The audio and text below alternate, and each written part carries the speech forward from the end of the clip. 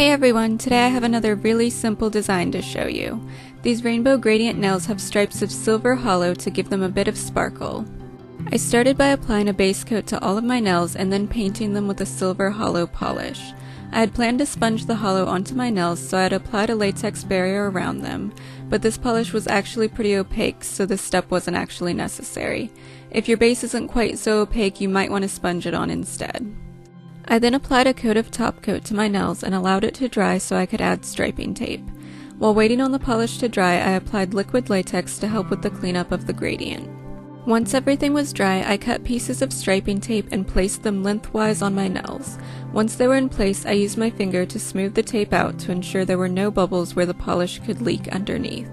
I then added my rainbow polishes to a makeup sponge and dabbed the colors onto my nails until they were opaque. While the polish was still wet, I peeled away the striping tape and latex.